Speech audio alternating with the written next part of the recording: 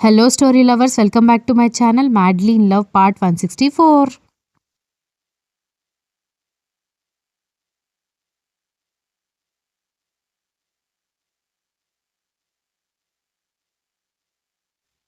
కర్ణ వీపుకి అక్కడక్కడ గాయాలు కనిపించేసరికి విరాట్ ఆశ్చర్యంగా దగ్గరకొచ్చి చూసి, ఒరే బావా, నీ వీపు నిండా గాయాలున్నాయిరా అని చెప్పడంతో కర్ణ సీరియస్గా చూసేసరికి, ఎందుకంత కోపంగా చూస్తున్నావు?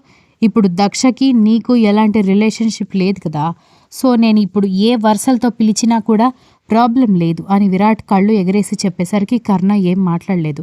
విరాట్ నవ్వుకుంటూ కర్ణ వెనకే వెళ్ళి ఫస్ట్ ఎయిడ్ బాక్స్ తెప్పించాడు హోటల్ స్టాఫ్తో.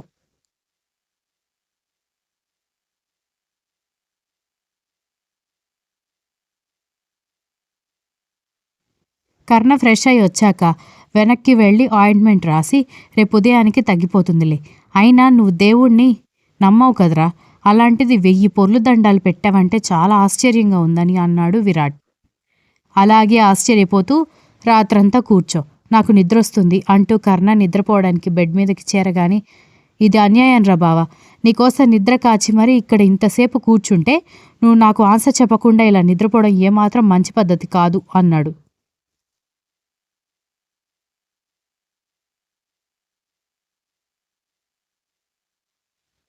నేనెందుకు చేశానో తెలుసు, ఎందుకు నమ్మడం స్టార్ట్ చేశానో కూడా తెలుసు.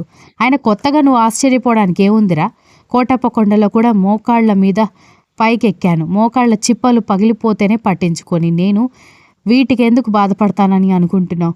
అయినా నువ్వంత షాక్ అయ్యేలా కొత్తగా నేనేం చేయలేదు, ఆల్రెడీ నువ్వు నన్ను చూసావు దేవుణ్ణి నేను నమ్మి ఒక మొక్కు తీర్చుకోవడం.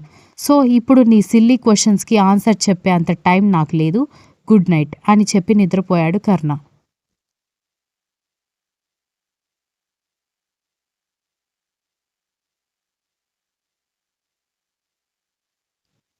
విరాట్ ఆ రోజు రాత్రంతా కర్ణ గురించి ఆలోచిస్తూనే తెల్లవారుజామున ఎప్పుడుకో నిద్రపోయాడు. ఉదయం 10 అవుతున్న విరాట్ గాని కర్ణ గాని బయటికి రాకపోవడంతో, అక్క ఏమైంది, బావ ఇంకా బయటికి రాలేదు అని దక్ష దీక్షితను అడగడంతో, ఎందుకే నా దగ్గర కవర్ చేస్తావు, నువ్వు అడిగేది మీ బావ కోసం కాదు, మా కాబోయే నుంచి ఇంకెప్పటికీ కాని మరిది కోసం అడుగుతున్నావని చెప్పొచ్చు కదా అని అంది దీక్షిత.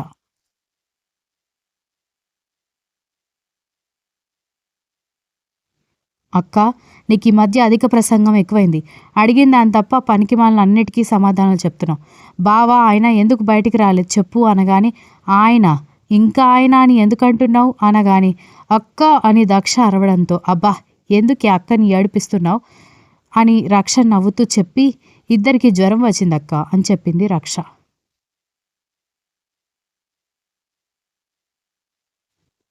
ఏంటి, ఎందుకు జ్వరం వచ్చింది అని అడగడంతో, నువ్వు మరీ విచిత్రంగా మాట్లాడతావక్క, అర్ధరాత్రి 12 గంటలకి సెలయేట్లో మునిగి అంత చలిలో దండాలు పెట్టి పూజ చేసి మళ్ళీ సెలయేట్లో స్నానం చేసి 2 గంటలకే రిసార్ట్కి వస్తే జ్వరం రాదా ఏంటి? పాపం కర్ణ బావతో కూర్చున్నందుకు విరాట్ బావకు కూడా జ్వరం వచ్చింది, ఇద్దరికి ఒకటే దగ్గులు తుమ్ములు అని చెప్పడంతో, నేను అందుకే అరుస్తూనే ఉన్నాను కదక్క వాళ్ళని పిలిపించమని, అయినా కూడా నువ్వు పిలిపించలేదు, చూడు ఇప్పుడు ఇద్దరికి తుమ్ములు దగ్గులు జ్వరాలు అని అంది.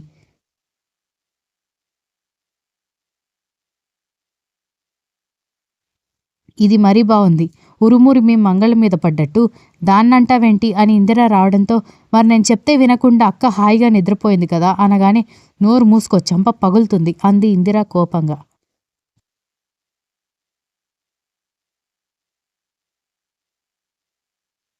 దక్ష ఆశ్చర్యంగా చూస్తూ ఉంటే, ఆయన ఆ పొర్లు దండాలు చేసింది నీకోసం, ఆయన కోసం అక్కడ కూర్చుంది మీ బావ, నువ్వు మొండి పట్టు పడుతున్నావు కాబట్టి, ట్రీట్మెంట్ సరిగ్గా తీసుకోవట్లేదు కాబట్టి ఆయనకి ఇలాంటి గతి పట్టింది, దీనంతటికీ కారణం నువ్వైతే మీ అక్కని తప్పు పడతావేంటి అని ఇందిర తిట్టేసరికి, అమ్మా అని ఆశ్చర్యంగా దక్ష చూస్తూ ఉంటే, నిజమే చెప్తున్నాను, తప్పు మొత్తం నీ వైపు పెట్టుకొని మీ అక్కని అంటున్నావేంటి, అది నిండు బాలింతగా ఉండి నీకు సేవలు చేయడం దాని తప్ప అని అడగడంతో దక్ష దీక్షిత వైపు చూసేసరికి ఆమె కోపంగా మొహం తిప్పుకొని కనిపించింది.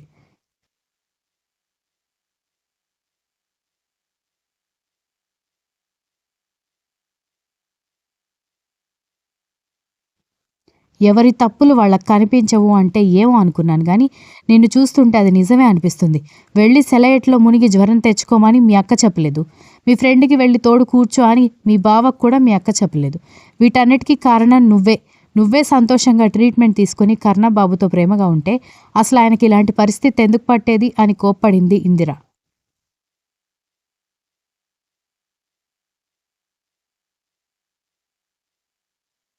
దక్ష ఏమీ మాట్లాడకుండా మౌనంగా ఉండడంతో, అక్కా, నువ్వు బావగారు చెప్పినట్టు ట్రీట్మెంట్ తీసుకో, హ్యాపీగా ఉండడానికి ట్రై చేయి. ఇప్పుడు అక్క కొడుకు కూడా ఉన్నాడు. వాడిని చూస్తే చాలు ఎక్కడలేని ఆనందం వచ్చేస్తుంది. నువ్వు 2 నెలలు లేచి తిరక్కపోతే నన్నడుగు. ఇలా నీ మూర్ఖత్వంతో నువ్వు బ్రతుకుతూ, నువ్వు బాధపడి అందరినీ బాధ పెట్టడం ఎందుకు చెప్పు అని అడిగింది రక్ష కూడా.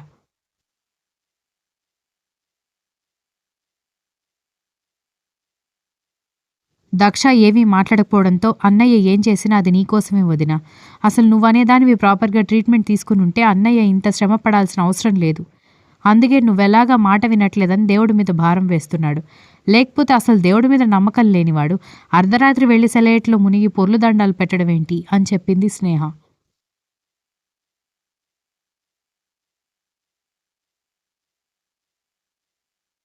సరే స్నేహ, మీరందరూ ఇంతలా చెప్తున్నారు కాబట్టి నేను ట్రీట్మెంట్ తీసుకుంటాను. కానీ మీ అన్నయ్యని నా కోసం అంత శ్రమ తీసుకోవద్దని చెప్పు.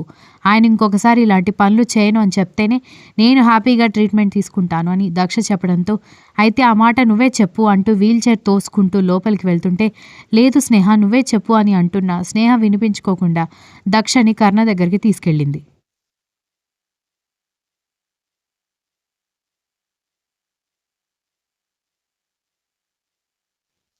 కర్ణ దగ్గరికి రాగానే బెడ్ రెస్ట్‌కి ఆనుకుని కళ్ళు మూసుకున్న కర్ణ వీల్ సౌండ్‌కి కళ్ళు తెరిచి చూసేసరికి దక్ష ఆమెను తీసుకొచ్చిన స్నేహ కనిపించడంతో, ఇప్పుడు దాన్నెందుకు తీసుకొచ్చావు అని విరాట్ అడగడంతో, వదిన అన్నయ్యతో ఏదో మాట్లాడాలని అంటోందన్నయ్య అనగానే, ఇప్పుడు అన్నయ్య, వదిన అనే రిలేషన్ వాళ్ళ మధ్య లేదమ్మా అనగానే, కర్ణ, దక్ష ఇద్దరూ విరాట్ వైపు చూసేసరికి, ఏంటలా చూస్తున్నారు? నేను నిజమే కదా చెప్తున్నాను. పోనీ ఉందంటే చెప్పండి, పక్కనే గుడుంది. అక్కడే వెళ్ళి తాళి కడతాడు అని అనగానే దక్ష ఏం మాట్లాడలేదు.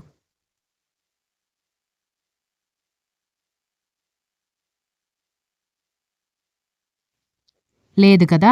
అదే నేను చెప్తున్నాను అంటూ ఇంతకీ ఏం మాట్లాడాలంట అని విరాట్ అడగడంతో, వదిన చెప్తేనే బావుంటుందన్నయ్య. నువ్వు చెప్పొదిన అని స్నేహ చెప్పేసరికి, మీరు ఇంకొకసారి నా కోసం ఇలాంటి మొక్కులు అలాంటివి పెట్టుకోకండి. నేను హ్యాపీగా ట్రీట్మెంట్ తీసుకుంటాను. హ్యాపీగా ఉండడానికి ట్రై చేస్తాను. మంచి ఫుడ్ తీసుకుంటాను. ఇకపైన అస్సలు ఏడవను అనగానే కర్ణ ఆమె వైపు చూసి, తను చెప్తుంది నిజమని నాకేంటి నమ్మకం స్నేహ అన్నాడు.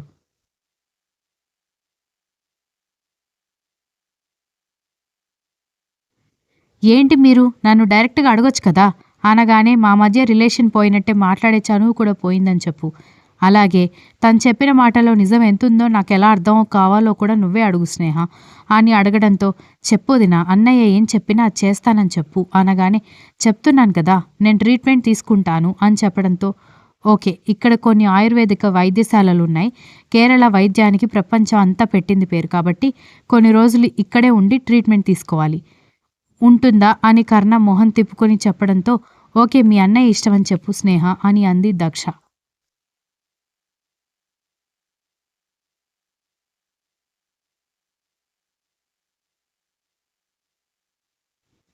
నేను చెప్పాల్సిన అవసరం లేదులే. మీరొకరికొకరు వినపడే అంత పెద్దగానే మాట్లాడుకుంటున్నారు అని స్నేహ చెప్పి, ఇంట్లో అన్నీ ఉన్న అల్లుడి నోట్లో శనుందన్నట్టు వీళ్ళ సమస్యలు ఎప్పటికి పరిష్కారం అవుతాయో నాకేం అర్థం కావట్లేదు అనుకుంటూ దక్షని తీసుకెళ్ళిపోయింది స్నేహ.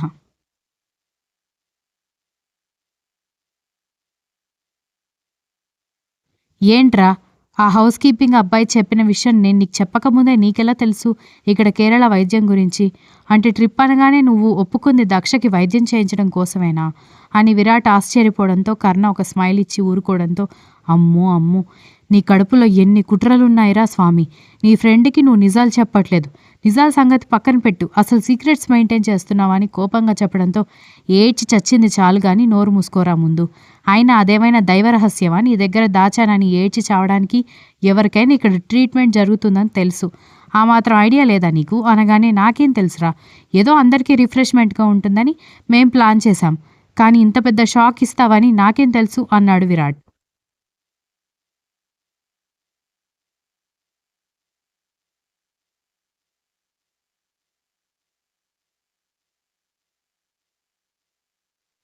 షాక్ అయింది చాలు గాని నోరు మూసుకో అని చెప్పడంతో నోరు మూసుకోక ఏం చేస్తాను, మాట్లాడడానికి నా దగ్గర ఓపిక కూడా లేదు అనగానే, అయినా నేనంటే 2 సార్లు పూజ చేయడం కోసం వాటర్లో మునిగి లేచాను కాబట్టి నాకు ఫీవర్ వచ్చింది, నీకెందుకు వచ్చిందిరా, నువ్వేం పొడిచావని అనగానే, నీకోసం చలిగాలిలో కూర్చున్నాను కదరా బాబు, నీళ్లల్లో మునిగి లేస్తేనే జలుబు చేస్తుంది, జ్వరం వస్తుందని రాజ్యాంగంలో రాశారా ఏంటి అన్నాడు.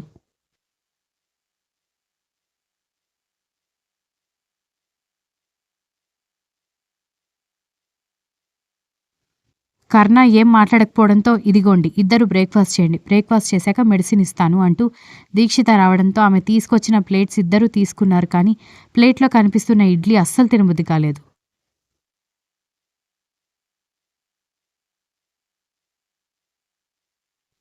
ఏంటి తినకుండా ప్లేట్ వైపు చూస్తున్నారు అనగానే, తినాలని లేదు అని కర్ణ చెప్పడంతో, ఇది కాకుండా ఇంకేమైనా దొరుకుతుందేమో చూడు బేబీ అని అన్నాడు Virat. Continues. If you like this story, please like, share, comment and don't forget to subscribe.